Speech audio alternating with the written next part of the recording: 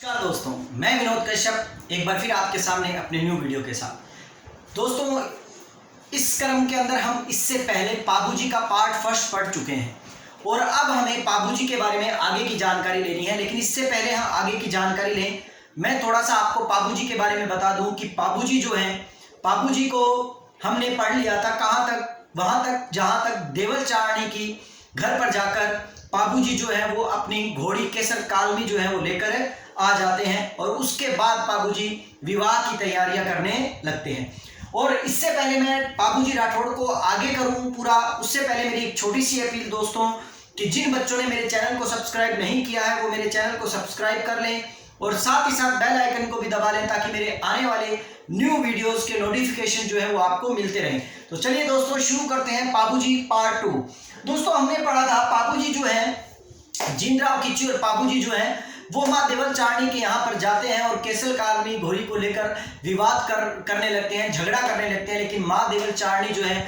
पाबूजी की विनम्रता को देखते हुए, उनके शालीनता भरे व्यवहार को देखते हुए केसर कालमी घोड़ी जो है वो किसको सौंप देते हैं, पाबूजी को दे देते हैं। और पाबूजी जो है शादी के समय उस घोड़ी को लेकर आ जाते हैं, उस घोड़ी पर बैठकर, जो कि उनकी माता थी, वही अप्सरा जो थी, जो क्या थी, धांधल जी राठौड़ के साथ जिसने विवाह किया था वही थी। अब दोस्तों, जब इस बात को लेकर जब पाबूजी वापिस आ जाते हैं तो पीछे से जीनराव जो खिच्ची जो है, वो जीनराव खिच्ची क्या करता है कि देवल चारणी की माँ की जो गाय थी, जो उसने बोला था कि मैं तेरी सारी गायों को उठा कर ले जाऊंगा, उन सारी गायों का अपहरण कर लूंगा, और वैसा ही करते हैं। और जीनराव खिच्ची माँ देवल चारणी की सारी गायों को क्या कर लेते हैं, अपहरण कर कर लेकर जाने लगते हैं। यहाँ पर माँ देवल चारणी के लिए कहा जाता है कि माँ देवल चारणी जो है वो एक चील का रूप धारण करती हैं और चील का रूप धारण कर कर वो उड़कर पाबूजी को संदेश देने पहुंच जाती हैं। उस वक्त पाबूजी जो हैं वो विवाह में बैठे हुए होते हैं, विवाह में होते हैं, और विवाह में पाबूजी उस समय क्या ले रहे होते हैं, फेरे ले रहे होते हैं, फेरे ले रहे थे। अब कहते हैं कि पाबूजी उस समय, जिस समय फेरे ले रहे थे, उस समय वो चील आकर पाबूजी को जो संदेशा देती है, और साथ ही साथ वहां पर जो केसर कालमी नामक जो घोड़ी होती है वो भी बड़े जोरों से हिलाने लगती है, अपने पंजों को ऊपर उठाकर पाबूजी को संकेत देने लगती है। और पाबूजी को तुरंत इस बात का पता लग जाता है कि माँ देवल चारणी जिन्होंने मुझे केसर कालमी घोड़ी दी थी, उनकी गायें शायद जीनराव खिच्ची ने क्या कर लिया, अपहरण कर लिया है, और अब मेरा जो दिया हुआ वचन जो है उस वचन को पूरे करने का टाइम आ गया है और मुझे जाकर क्या करना चाहिए, माँ देवल चारणी की गायों की रक्षा करनी चाहिए। तो पाबूजी ने आओ देखते न ताओ, और तुरंत उसी वक्त फेरे के अंदर, जहां जब फेरे ले रहे होते हैं तो उनके उस वक्त 3.5 फेरे हो चुके होते हैं, चौथा फेरा पूरा होने वाला होता है। लेकिन कहते हैं कि जुबान जो है, अर्थात वचन जो है, कहते हैं ना, प्राण जाए पर वचन ना जाए। और ऐसे समय में पाबूजी तुरंत फेरों के अंदर से कूद पड़ते हैं और अपनी तलवार से क्या करते हैं, अपना गढ़ जोड़ा काटते हैं और 3.5 फेरों में ही अपना विवाह संपन्न कर कर वो माँ देवल चारणी की गायों की रक्षा करने के लिए चल पड़ते हैं।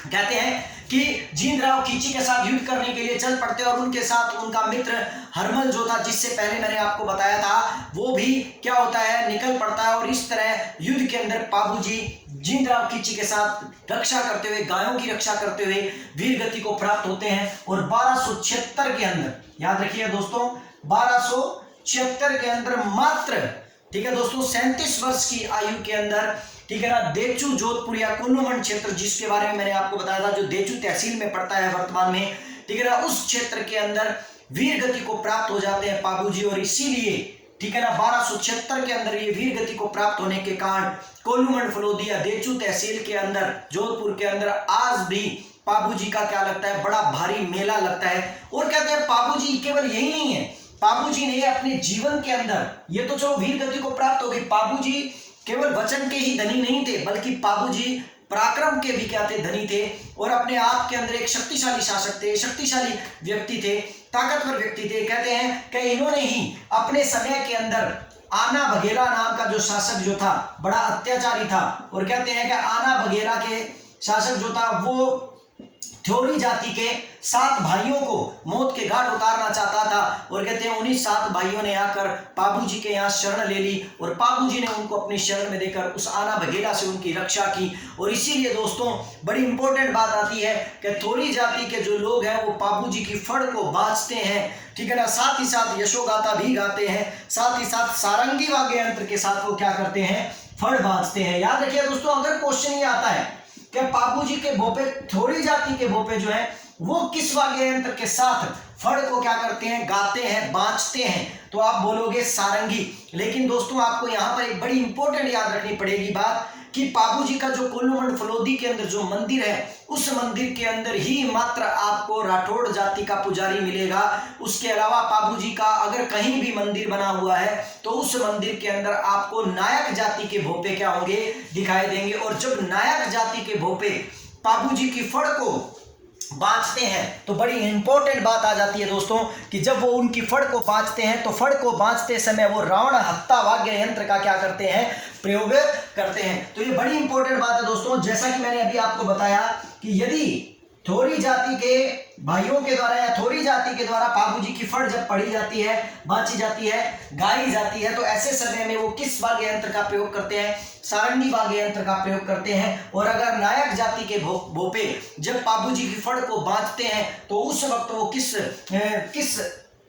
वाद्य यंत्र का प्रयोग करते हैं, रावण हत्ता। याद रखिएगा दोस्तों, रावण हत्ता वाद्य यंत्र का प्रयोग करते हैं। याद रखिएगा, रावण हत्ता वाद्य यंत्र का क्या करते हैं, प्रयोग करते हैं। बड़ी इंपॉर्टेंट जानकारी दोस्तों। दूसरी बात दोस्तों, पाबूजी की जिस फड़ के बारे में हम जिक्र कर रहे हैं कि जिसको थ्योरी जाति के भाई भी क्या कर रहे हैं, ठीक है ना, जहां बाँच रहे हैं, पढ़ रहे हैं, गा रहे हैं, और साथ ही साथ जिसको नायक जाति के भोपे जो है वो भी बाँच रहे हैं रावण हत्या वाद्य यंत्र के साथ, उस फड़ की सबसे महत्वपूर्ण बात क्या है दोस्तों कि पाबूजी की फड़ जो है वो किसकी बनी हुई है, चांदी की बनी हुई है। ये याद रखिए दोस्तों, पाबूजी की फड़ जो है वो किसकी बनी हुई है, चांदी की बनी हुई है। ये 30 फीट लंबी और 5 फीट चौड़ी है। याद रखिएगा दोस्तों, 30 फीट लंबी और 5 फीट चौड़ी है,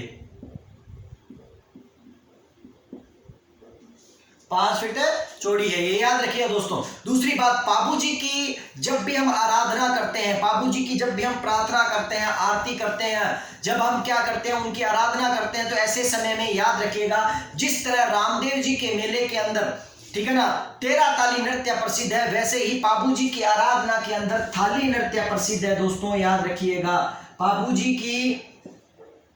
पाबूजी की आराधना के अंदर कौन सा नृत्य प्रसिद्ध है, थाली नृत्य प्रसिद्ध है दोस्तों। ये भी इंपॉर्टेंट बात याद रखिएगा। दूसरी बात कि पाबूजी को हम पीर क्यों कहते हैं, क्योंकि पाबूजी तो राठौड़ वंश के थे। पाबूजी को पीर हम इसलिए कहते हैं क्योंकि मेहर जाति के मुसलमान जो है वो पाबूजी की पूजा करते हैं, और मेहर जाति के मुसलमानों के द्वारा पाबूजी की पूजा किए जाने के कारण ही ये एक पीर के रूप में प्रचलन में आ जाते हैं। इसीलिए मेहर जाति के मुसलमान पाबूजी को पीर मानते हुए उनकी पूजा अर्चना करते हैं, और यही हमारे राजस्थान के एक पीरों में से क्या किए जाते हैं, माने जाते हैं, जाने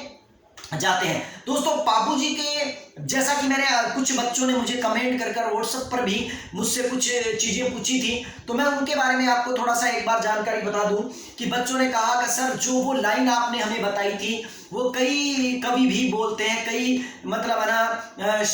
टीचर्स जो है उन्होंने भी बोली है। ये लाइन हमें कहाँ मिलती है, जब उस लाइन के बारे में बात कर रहे थे जिस वक्त देवल चारणी की गायों की धमकी देते हुए जींदराव खिच्ची बोलते हैं, और पाबूजी तब ये कहते हैं कि माँ आपको चिंता करने की आवश्यकता नहीं है,